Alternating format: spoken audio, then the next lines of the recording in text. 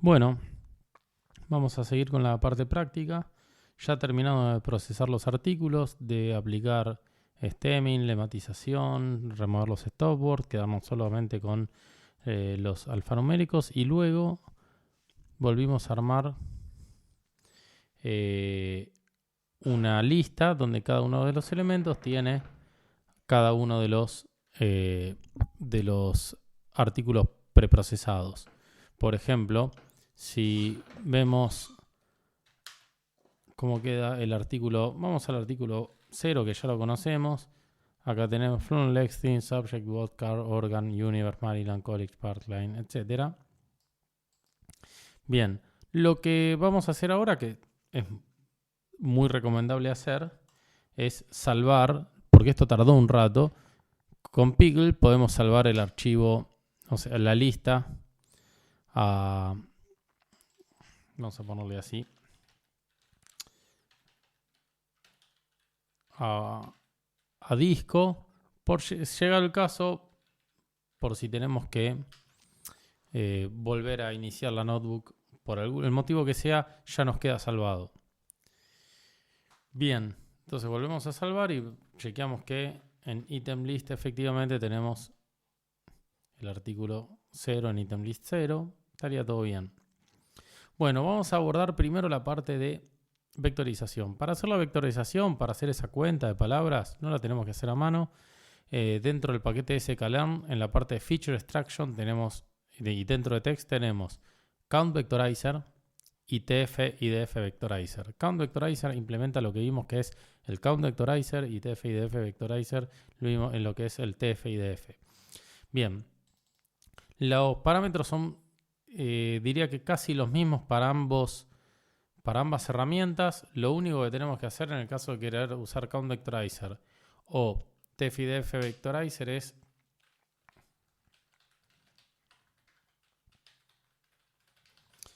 iniciar. Primero instanciamos la clase, ¿no?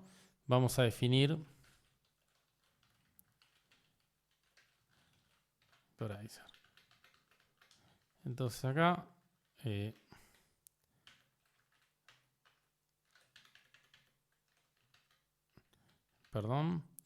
acá lo que tenemos es, vamos a ver un poquito, las opciones del count vectorizer.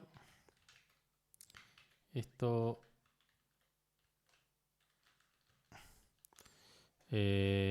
acá, entonces acá para ver, podemos verlo acá.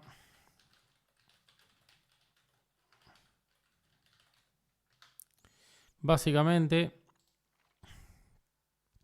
estas son todas las opciones que tenemos.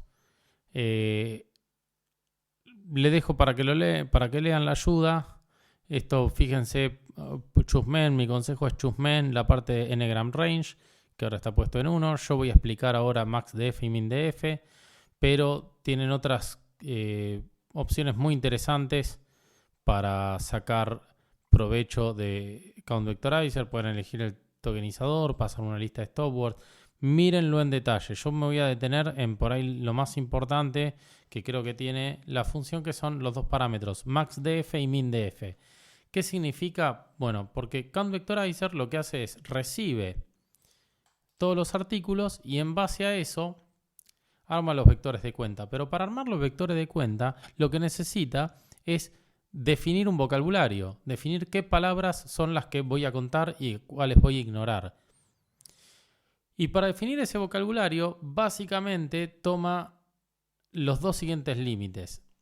Mindf, que es decirle, toma en cuenta solamente las palabras que aparecen al menos en 10 documentos. Y toma en cuenta las palabras que aparecen hasta el 80% de los documentos. Es decir, si una palabra aparece en más del 80% de la totalidad de los documentos, la tira, ¿sí? From, que de hecho no es un stopword, con esto quedaría fuera, porque aparecen todos los artículos. Entonces, ya sea porque aparece mucho lo cual no me está dando información a la hora de clasificar, o porque aparece muy poquito, la va a tirar. Otra de las opciones que también podemos, que lo pueden ver acá, ustedes pueden predefinir un vocabulario que ustedes necesitan y pasárselo ustedes a mano. Pero nosotros lo que vamos a hacer es, vamos a pedirle al Count Vectorizer que lo defina. Así como se lo podemos pedir al Count Vectorizer, el TF-IDF es lo mismo, recibe los mismos parámetros, lo pueden chequear, ¿sí? Si buscan acá, de hecho, hacia el final les recomienda TF-IDF Vectorizer. Si lo miran, los parámetros son casi los mismos. Hay alguna diferencia entre TF-IDF y Vectorizer, pero cuando hagamos el módulo de NLP ya nos vamos a meter en esas mínimas diferencias. Bien, con esto entonces definimos uno de los dos tipos de Vectorizer. Vamos a definir el Count Vectorizer.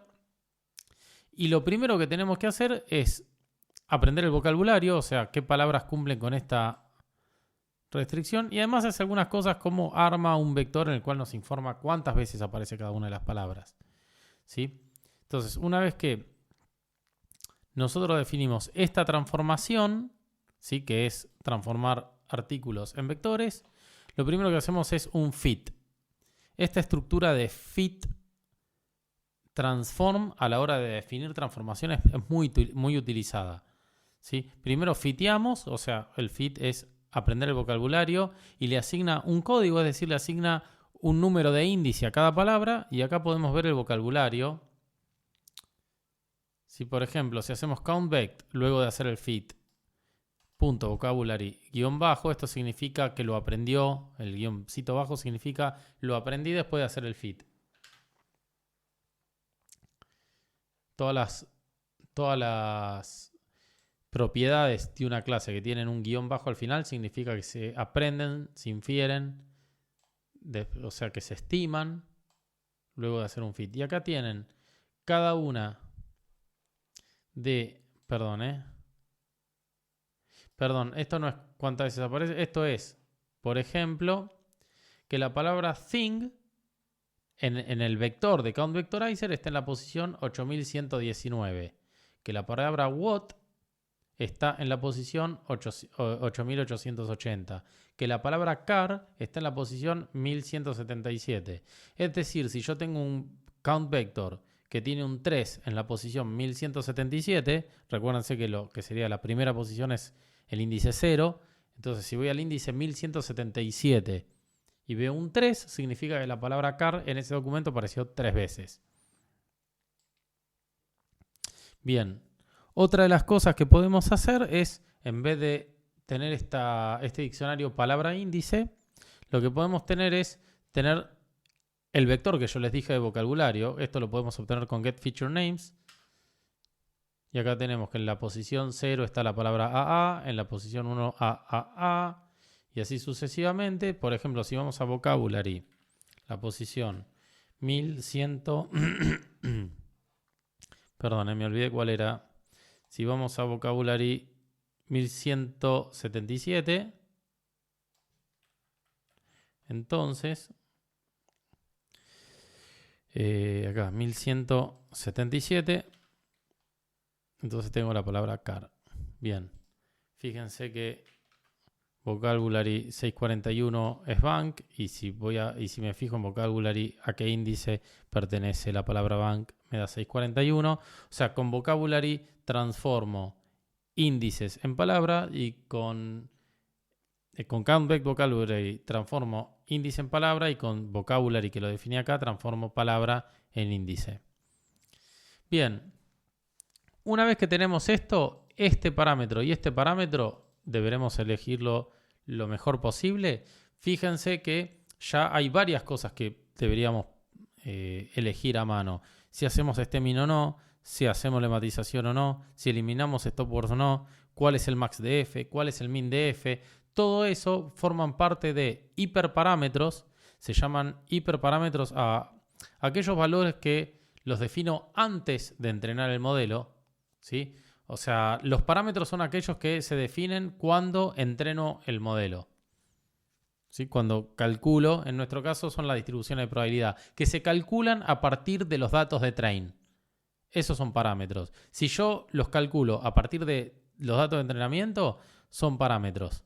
Si yo los propongo de alguna forma o los obtengo de alguna forma en la cual no salen de un cálculo directo de los datos de entrenamiento, entonces se les suele llamar hiperparámetros.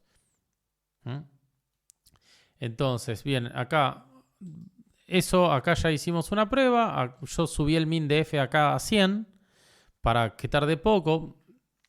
Y luego de definir el count vectorizer con max de f08 y min de f100, lo que hago es un fit transform. ¿Qué es el fit transform? Bueno, hace el fit y el transform juntos. El fit lo que hace es aprende el vocabulario y el transform lo que hace es, en base al train también, convierte esos datos, esos artículos filtrados, no solo genera el vocabulario, sino que además los vectoriza, los convierte en vector. Yo podría reemplazar esto por una línea que haga fit artículos filtrados y otra línea que haga transform artículos filtrados de esta forma.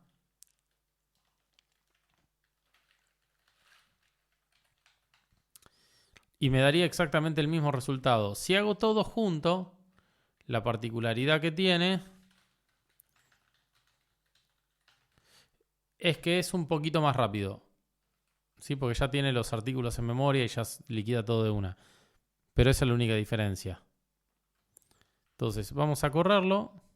Hacemos el fit. Entonces, perdón, siendo que acá hacemos el fit. Esto no es necesario, ¿no?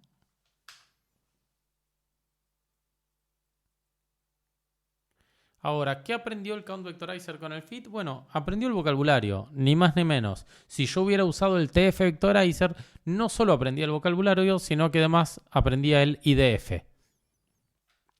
Veamos ahora qué tiene esto. Bueno, tenemos que el resultado lo dejo en Xtrain Data y Xtrain Data tiene 11.314 filas, una por cada uno de los artículos, y 1.924, una por cada palabra que quedó en el vocabulario. Lo podemos chequear esto. ¿Cómo lo podemos chequear? Bueno, porque si ustedes recuerdan, podemos hacer esto así y podemos hacer un len. Esto me da, ¿sí? ¿Se acuerdan que esto devuelve un diccionario que con la palabra me da el índice? Bueno, el largo de ese diccionario, el tamaño de ese diccionario es la cantidad de palabras que quedaron. Si yo bajo el min de f, fíjense que la cantidad de palabras que efectivamente quedan en el vocabulario es notablemente más grande. ¿Por qué? Porque ahora incluyo las palabras que aparecen por lo menos 10 veces, no por lo menos 100 veces. Lo mismo si yo subo esto a 0,9, ahora van a quedar seguramente más palabras. O sea, ya parecería ser que no hay ninguna palabra que aparezca entre 80 y 90%. Y fíjense que palabras que aparezcan, estas 4 palabras que se agregan deben ser from y subject o alguna de esas que aparecen, o to. Bueno, esto lo vamos a dejar en 0.8. Vamos a hacer, esto lo voy a poner en 100. Vamos a quedarnos con un vocabulario de 1924 palabras. Son 1924 porque hicimos lematización, porque hicimos stemming y porque sacamos stopword. Pueden hacer la prueba de no hacer nada de eso y van a ver que van a tener un vocabulario bastante más grande. Bueno, entonces acá lo que tenemos es esa matriz que nosotros habíamos dicho que por cada fila tenía un artículo y por cada columna tenía cuántas veces aparece cada una de las palabras de vocabulario en cada artículo. Una de las cosas que es interesante de ver es que si hacemos Xtrain Data, que la matriz está codificada como lo que se llama un sparse matrix. ¿Por qué? Porque como la gran mayoría, estemos de acuerdo en que la gran mayoría de las palabras del vocabulario no van a aparecer en un artículo, sino que la cantidad de las palabras que van a aparecer en un artículo ya de movida, porque un artículo tiene en el orden con toda la furia de cientos de palabras. Entonces, si tengo un vocabulario de tamaño 2000 y todas las palabras son distintas, ni siquiera así alcanzo a cubrir todas las palabras del vocabulario. O sea que en un vector de cuentas, la mayoría de las palabras van a aparecer 0 veces. Entonces, por eso no conviene guardarlo en una matriz densa que me reserva espacio para todas las filas columna de la matriz, sino que se guarda en un tipo de dato que se llama esparso, ¿sí? Que si ustedes se fijan, lo que tiene, o sea, lo que básicamente guarda son, déjenme ver esto, o sea, básicamente lo que guarda son solamente los valores que son distintos de 0. Si ustedes quieren convertir esto a una matriz densa, tienen que hacer toArray, que es lo que está hecho en acá abajo, ¿sí? Acá abajo está hecho esto. Si hacen un print, creo, acá está. Si hacen un print de esta matriz, les dice, solamente les devuelve qué valores dentro de esa matriz son distintos de 0. Por ejemplo, fila 0, columna 24 vale 1. Fila 0, columna 89 vale 2. Y así es mucho más fácil, mucho más económico con respecto a espacio en memoria, guardar. Piense que esto pueden ser matrices muy grandes, porque si tienen 30.000 artículos y tienen un vocabulario de tamaño 30.000, muy probablemente no les entre en memoria. Hagan la cuenta, definan un NumPy array de ceros de 30.000 por 30.000 y cuéntenme cómo le fue con la memoria. Hagan la prueba. Bien. Entonces, una vez que esto es la matriz. Si pasamos la matriz a densa, esta es una matriz de 11.000 por 1900, o sea que la vamos a poder pasar a densa. Con argmax podemos ver en el primer artículo, por ejemplo, cuál es la palabra que aparece más veces. La palabra que aparece más veces en el primer artículo es la palabra car. Esto en realidad lo podríamos ver así, de una forma más prolija, más... Perdón. Hacemos lo siguiente, definimos vocabulary.get feature. Esto es esto de acá, sencillamente. Voy a cortar y pegar acá. ¿Sí? Y esto es 262. Perfecto. Y nos devuelve la palabra car. Bien. Entonces con eso ya hicimos la implementación práctica, ¿sí?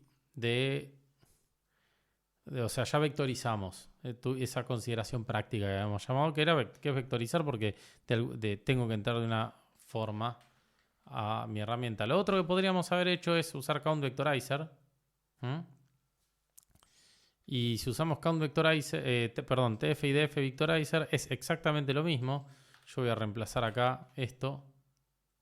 De hecho, voy a hacer lo siguiente, para no tener que reescribir el código, voy a poner esto acá. Esto lo voy a comentar y ahora me va a quedar el TF y DF Vectorizer. Fíjense que el vocabulario que queda definido acá. Perdón, vamos a subir arriba de todo. Y acá tenemos, thing, what, car. Fíjense que quedan en el mismo lugar porque el criterio que usé para construir el vocabulario es el mismo. Es el maxdf y el mindf. Entonces ahora volvemos a correr lo mismo. Y acá vamos a usar el TF y DF Vectorizer.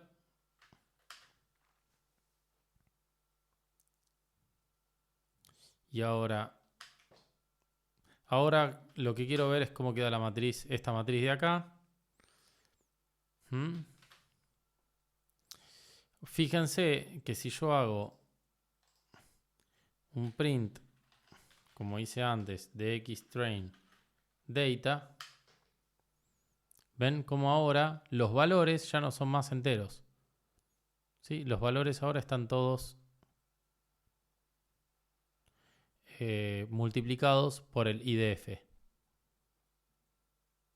Entonces, o sea, por el logaritmo ese que estuvimos charlando antes.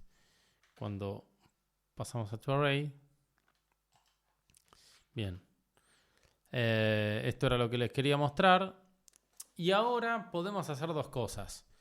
Hay dos formas de implementar el clasificador bayesiano. Una es agarrar esas matrices y hacer las cuentas a mano, como estuvimos charlando. Espero que haya quedado claro cómo se realizan esas cuentas. Lo que pueden es meter todos los datos en un data frame de pandas. ¿Sí? ¿Qué definí acá? Defino el alfa, que eso es para hacer el smoothing laplaciano. Ese es otro hiperparámetro más, porque alfa podría valer 1, 0,5, 2, 3, y por ahí un valor de alfa en particular funciona mejor que el resto. Acá pongo getFeatureName para ponerle en cada columna el nombre que corresponde a cada una de las palabras. Acá tenemos todas las palabras, la última es 0. Y cada uno de estos es cada uno de los artículos. Por otro lado, creamos un data frame con los target.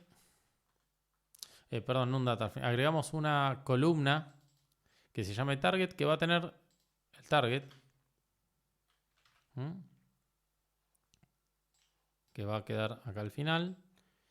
Y esto lo que me dice es, este artículo pertenece a la clase 7, este a la clase 4, este a la clase 4. Finalmente,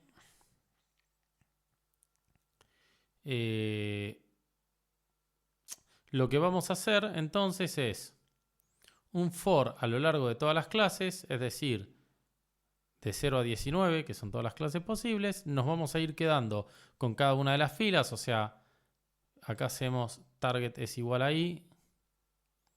O sea, cuando la columna target es igual a este número en particular, seleccionamos esos artículos, hacemos un drop de la columna target porque no lo queremos más, y hacemos .values, ¿sí? Para quedarnos con los valores. ¿Sí? Entonces, una vez que tenemos eso, o sea, vamos a mostrar acá, ¿sí? Entonces, nos quedamos solamente con las filas que pertenecen a la clase I, sacamos la columna de target, porque ahora lo que queremos hacer con eso, bueno, ahora lo que queremos hacer es hacer toda la suma verticalmente para quedarnos con la cantidad de veces que aparece cada una de las palabras en donde, en esa clase, en la clase I. Y ahora, ¿qué podemos hacer? Bueno, para normalizar esto, lo que hacemos es agarramos paux, que es cuántas veces aparece cada una de las palabras en esa clase I, y lo dividimos por la cantidad total de palabras de la clase I, que es la suma a lo largo de todo paux. ¿Sí? Esto, fíjense que acá yo lo voy a correr para que ya vayan viendo el resultado, pero que en la clase, entonces el vector de ocurrencia para la categoría 0, cuyo largo es 1924, son estos valores, y básicamente surgen de agarrar y sumar todas las palabras de los artículos de la categoría 0, ¿sí? La primera palabra, la segunda palabra, en forma vertical, o sea, a lo largo de las columnas. Esto se puede ver acá, se suman todos estos valores y tengo un valor. Todos estos valores tengo el valor, todo. Y luego de hacer eso, dividiendo cada uno de estos valores que tuve, de sumar las columnas por el total, por la suma total de todos los números que yo obtuve acá, voy a tener cada una de las probabilidades para poder tener el likelihood de esa clase en particular. Bueno, lo que voy haciendo además es, una vez que tengo estas probabilidades, además puedo tener las probabilidades a priori. Acá falta, ahora vamos a chequear, pero básicamente lo que tendría que hacer es, para tenerlas a priori, tendría que contar cuántos artículos hay de una clase y dividirlo por la cantidad total de artículos. Ahora voy a chequear que eso esté hecho. Sí, de hecho acá está. ¿Sí? Esto es cuántos artículos pertenecen a la clase I dividido la cantidad total de artículos. ¿Sí? Que lo tengo acá, que lo puedo hacer del df value shape 0 en la cantidad de artículos. ¿Mm? Esto es la cantidad de filas total que voy a tener y acá voy a tener la cantidad de artículos que pertenecen a la clase I. Bien. Esto lo voy a sacar porque no es algo que sea interesante, no se ve nada interesante, es un gráfico que levanté solo para hacer algunas pruebas y con esto tengo todos los vectores de probabilidad. Si yo hubiera usado el count vectorizer en vez del tf y df vectorizer, todos estos números que yo tuve acá a la hora de hacer las cuentas, ¿sí?, tendrían que haber sido números enteros. Lo pueden probar, ¿sí? Cuando ustedes corran esto, lo van a correr con el count vectorizer. Lo pueden probar. Y luego, lo que hago a partir de eso, de esas probabilidades que calculé, calculo las log probabilidades. ¿Para qué? Porque yo con el vector, no sé si se acuerdan, pero si yo tengo un vector de las log probabilidades de K, supónganse que este es un vector, y hago el producto punto con el vector de cuentas de un artículo determinado, ¿sí? Y todo eso, el producto punto, ¿qué va a hacer? Va a multiplicar elemento a elemento y lo va a sumar. Y con eso voy a tener, si a esto yo le sumo log de P de I igual a K, entonces habíamos, a todo esto lo habíamos llamado log P. Perdón. Sí, este es el vector y esto es log pk no vector. Esto es el logaritmo de la probabilidad de la clase K dado que vi a este artículo en particular. Bien, eso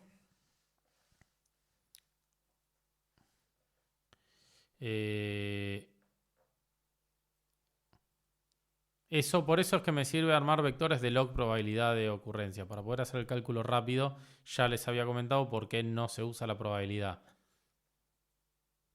Bueno, tenemos todo esto, ya tenemos todo el modelo armado, tenemos las priori, tenemos todo. Ahora lo que podemos hacer es probar qué pasa si clasificamos un artículo en particular. Entonces, con lo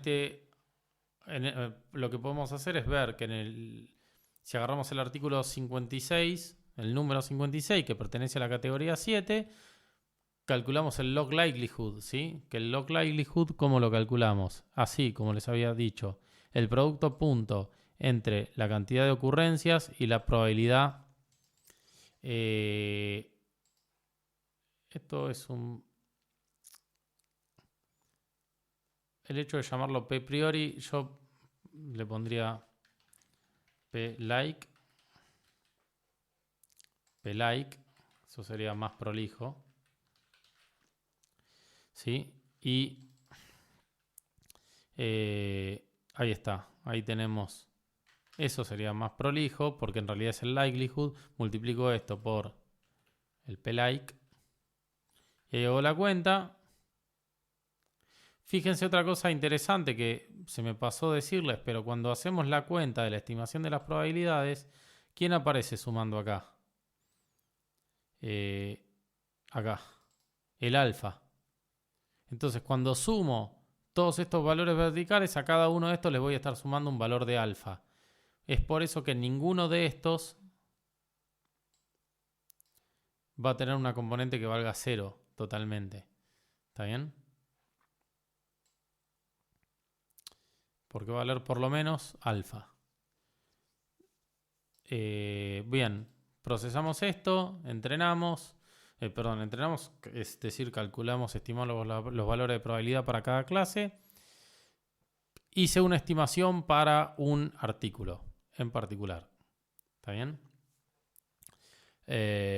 Lo que habría que hacer es ver que también funciona con todos los artículos.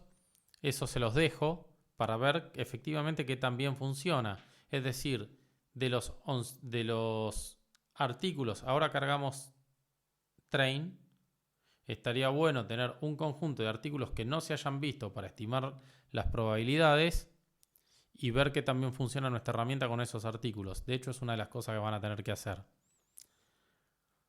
Bueno, otra forma, en vez de implementar esto acá y acá en este código, para implementar esto, otra forma de resolverlo es directamente usar Naive-Bayes multinomial que trae sklearn, y fíjense que es muy sencillo. Lo único que tienen que hacer es sklearn Naive-Bayes. De sklearn Naive-Bayes importan multinomial Naive-Bayes, instancian multinomial Naive-Bayes. Cuando instancian multinomial Naive-Bayes, acá van a tener una serie de parámetros. Lo voy a instanciar para que podamos ver los parámetros.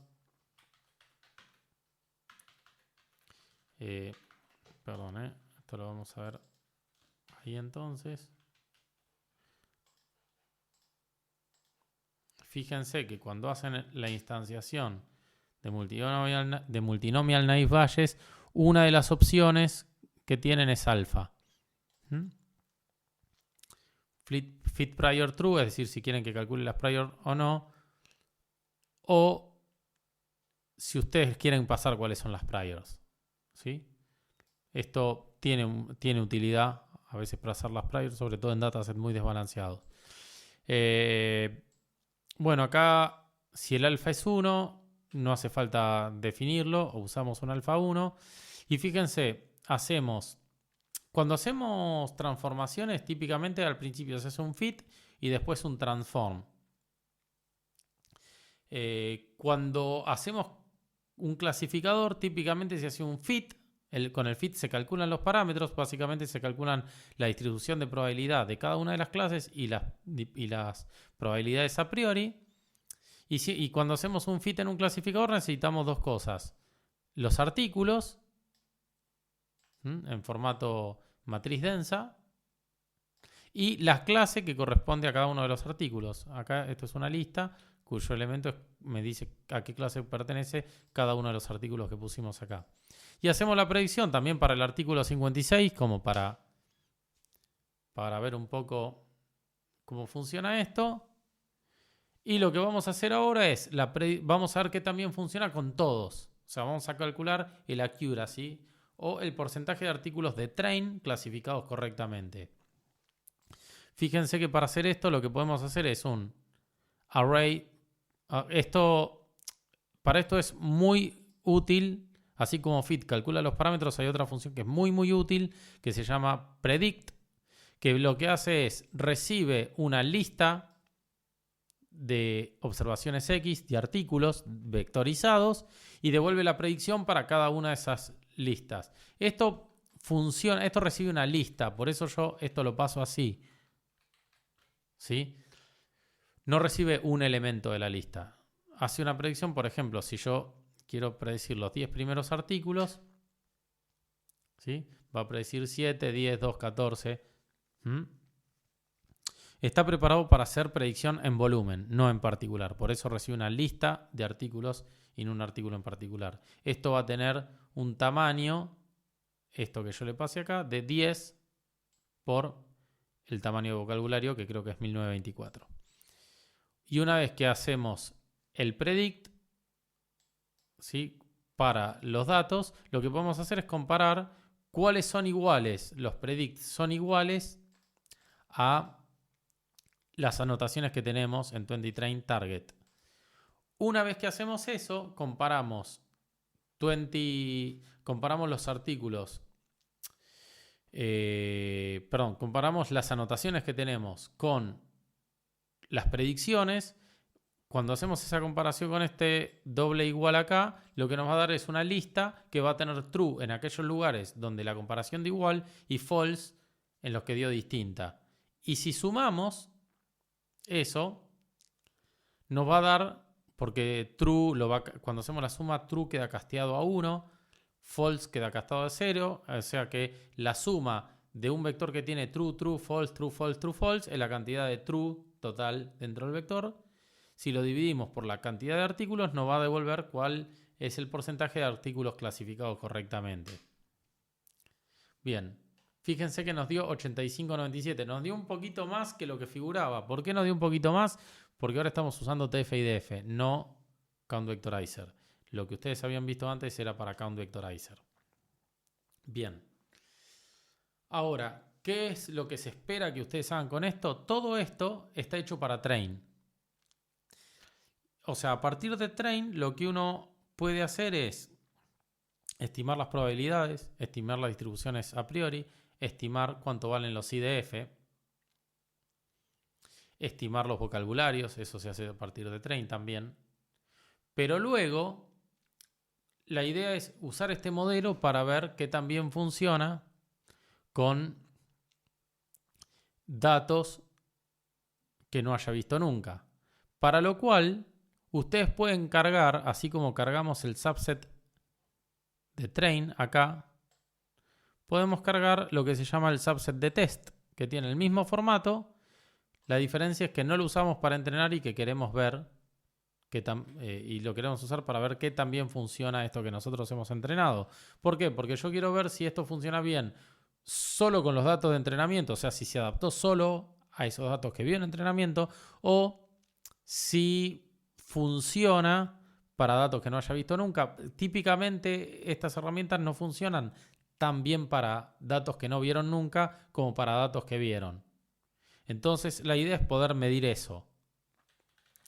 Con esto podemos cargar los datos. Si ustedes se fijan, 20 test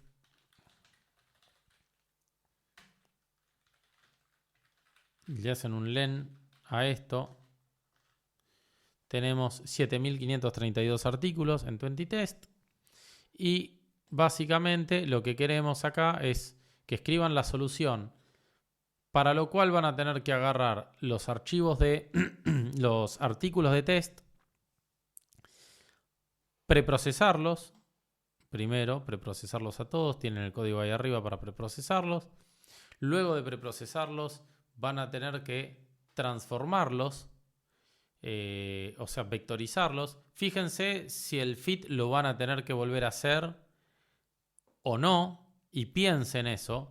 Si el fit del Count Vectorizer o del TF-IDF Vectorizer lo tienen que volver a hacer o no, pero piénsenlo. La ayuda es que no lo van a tener que hacer. O sea, es la respuesta, pero me gustaría que piensen bien por qué no. Luego que hacen la transformación pueden hacer la evaluación de ver qué también funciona con estos artículos que no se vieron nunca. Otra forma, hay dos formas. Yo acá hice el predict e igualé elemento a elemento para que vean cómo se calcula la accuracy. Otra de las cosas que ustedes podrían haber hecho es correr una función que tiene en general todos los clasificadores, que se llama score, que lo que hace es les da el score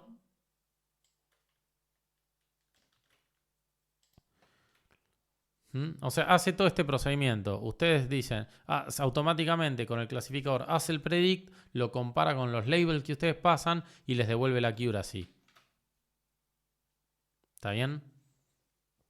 Típicamente, todos los clasificadores de sklearn o la mayoría tienen los siguientes métodos. Tienen un método que se llama .fit, que típicamente recibe X e Y.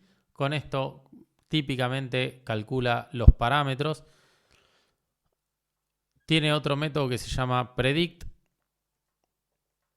que recibe un X test, por ejemplo, y devuelve la predicción, ¿sí?, en base a estas observaciones de entrada, en nuestro caso artículos, esto sería CLF, esto sería CLF, devuelve las predicciones como devuelve esto acá, ¿sí? Una lista con la predicción para cada uno de los artículos, y un CLF.score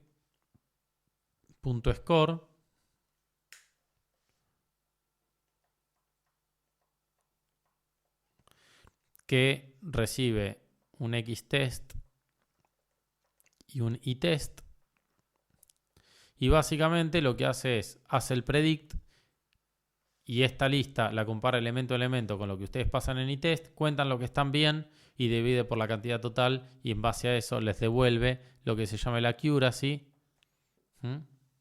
que es el porcentaje de artículos o de observaciones clasificadas correctamente. Así de compacto es sklearn. O sea, ustedes podrían cambiar esto acá donde dice multinomial naive Bayes por otro clasificador con otro nombre, regresión logística o lo que sea, lo instancian así, lo instancian en CLF y después es fit, predict o score de acuerdo a lo que quieran hacer. Y con eso hacen el fit, hacen la predicción o hacen el score. Para resolver el ejercicio pueden usar, o sea, de hecho usen el multinomial naive Bayes. No hace falta que usen el código que yo puse a mano. Ese código puesto a mano está solo puesto como ejemplo para que vean cómo se calculan los parámetros internamente. Esto es fundamental y esto abre muchísimas puertas porque una gran variedad, si ustedes se fijan, es infernal la cantidad de clasificadores que tiene sklearn y lo pueden cambiar sencillamente. En vez de correr multinomial naive Bayes, quieren probar regresión logística, SVM, árboles de decisión, es todo lo mismo. Cómo se fitea con un punto fit y cómo se predice con un predict y calcular el accuracy con un score. Después internamente, por supuesto, son muy distintos entre sí. Entonces, bueno, volviendo y para terminar, lo que tienen que hacer entonces es cargar el subset de test y una vez que cargan el subset de test tienen que calcular cómo es el score para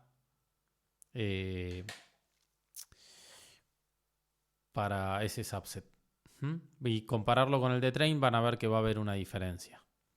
Bueno, eso es todo. Espero que el jueves, si tienen alguna consulta, la hagan. Y cualquier cosa también lo podemos charlar por Slack. Vayan mandando consultas y charlen sobre esto a través de Slack.